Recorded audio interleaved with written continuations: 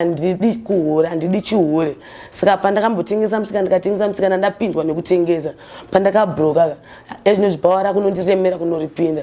Cause handisi hure handisi hure ndandashavi rechihure. But ndine tarenda. Say all the jaja. Munika vanhu venyu mondijaja.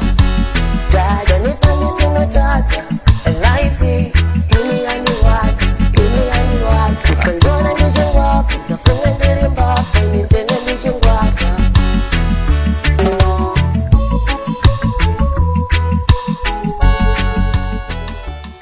Makadiko kumativi enyika muri Zimbabwe.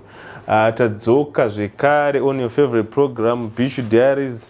Tina sister Noku. Ndofunga ndo ari kuputisa masaisai edande mutande pari zvino. Sister Noku, muri sei? Ndiri bozva. Anditi tadzoka neupdate. Ndofunga ndanchikunzwisai song manje yakagadzirwa nemumwe mazvikokota munhau dzemimhanzi vanonzi Ep5Noku pavidhio. Ndofunga vatariri munogona kumbona vidhio iro ratiri kukuratidzai. Angu nekuimba panoona kutsanangurira. Aba mungotoera kaka freestyle chedu. Munogona kunge mutori nechipo muri kutochivhairira kunzi. Alright. So help me jaja, life ini yandirwadza. I say oh dear jaja, munika vanhu venyu mondijaja. Jaja nepandisi nojaja, life ini yandirwadza, ini yandirwadza. Kandona ndichingwafu, zafunga ndiri mbafu, nintende ndichingwafu. So help me jaja, life ini yandirwadza.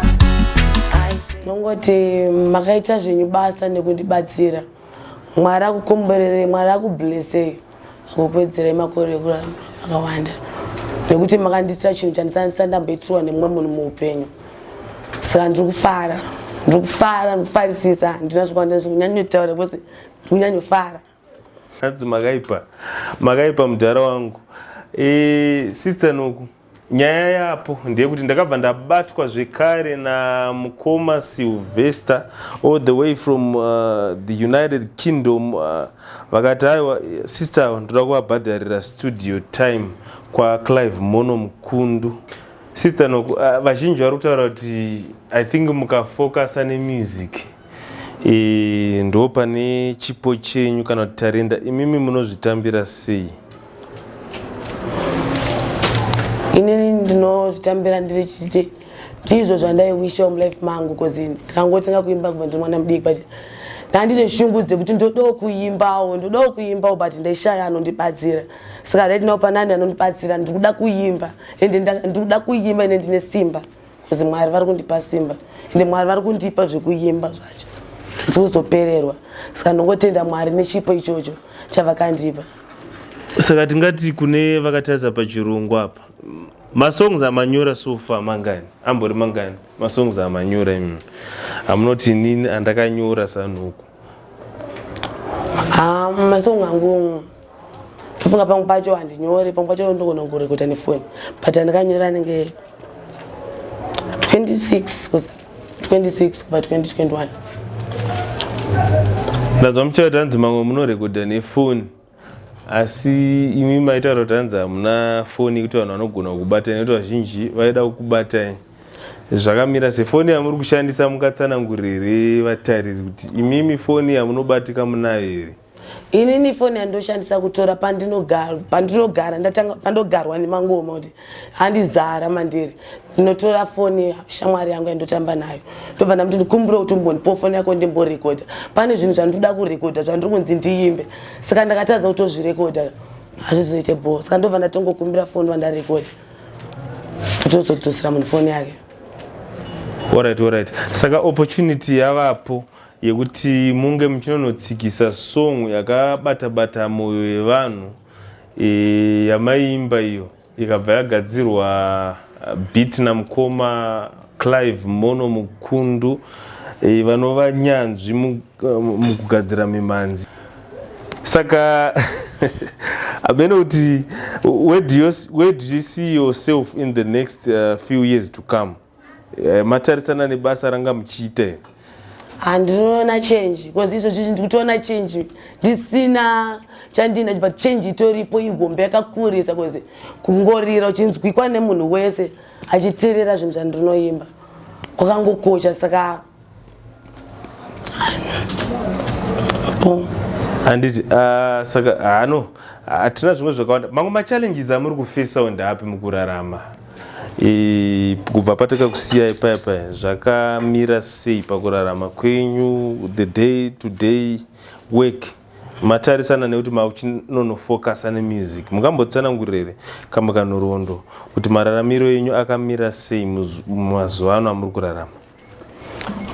Mazuva ano life yandiri kurarama iri kurwadza because ndokunotoswerana ndisina kudya sadza ndichitoshaya mari yachoni yekuti because handidi kuhure handidi chihure saka pandakambotengesa musikana ndikatengesa musikana ndapindwa nekutengesa pandakabroka ezvinozvibhawara kunondiremera kunoripinda because handisi hure handisi hure ndandashavi rechihure but ndine tarenda saka ndongoti kumberi ndichaenda.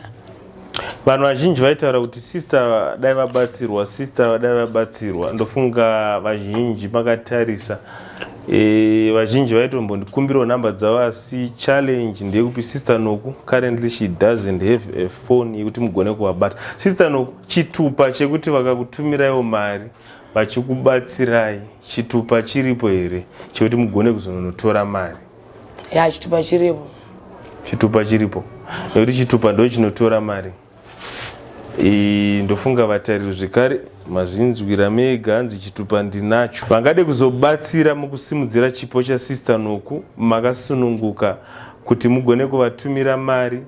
Mari inosvika direct kwavari kuti vagosimudzire chipo chavo asi tinotenda mukoma Sylvester vakati ndichavabhadharira hangu studio time kwa Monolio Studios avo vakagadzira beat ratambenge tichimboona iro instrumental ravepo. Zvekare sister Noku vatotarisirwa kuti vange vachiuya kustudio nekuti studio time yakaita se yakabhadharwa. Sister Noku mamwewo mashoko amunawo kumhuri yeZimbabwe ndapi? Mamwe mashoko andinawo kuZimbabwe ndeyekuti ndangotenda mukoma vangu vari kufambisa zvinhu izvozvi vakaita kuti ndizonzi ndiri kutsvagwa nanhengu enda kustudio yakati chizodai so ndongomutenda kuti aiwa makatumwa naMwari ende muri mutumwa zvechokwadi saka ndodangoti Zimbabwe pane mutumwa akatumwa kaya kuzondisumudza kubva kuEp5 achinondisa kumwe kunhu but ndisati ndasumuka but ndichitonge ndakasumuka so saka ndingofarawo kuti ndakungonzwikawo nevamwewo handi but ndiri munhu anoshoreka vanoti iwe ichichi but ndiri munhu anotodawo life yakanaka ndiri munhu anotoda kuchetawo zvakanaka ndogara life yekuti inenge iri life yekuti haumbonzi uyu adai so life inorwadza. Handiti nhasi manje muchatipa freestyle here nhasi kana kuti mauritatsira zvekuenda kustudio ndopai handiti haimbovapai because vazhinji vakutokufollowai pamasocial media handles akasiyana-siyana epadande mutandi. Sister Noku is built to be the next superstar ndodonzvo kana kuti main objective yatenge tinayo pano paPahasha TV on Bishu Diaries ndeyekusimudza vanhu from another stage to an upper stage. So this is Pahasha TV tina Sister Noku yanga iri update saka tinotarisira kuti aiwa vachaenda kumberi Sister Noku and for now it's a bye bye.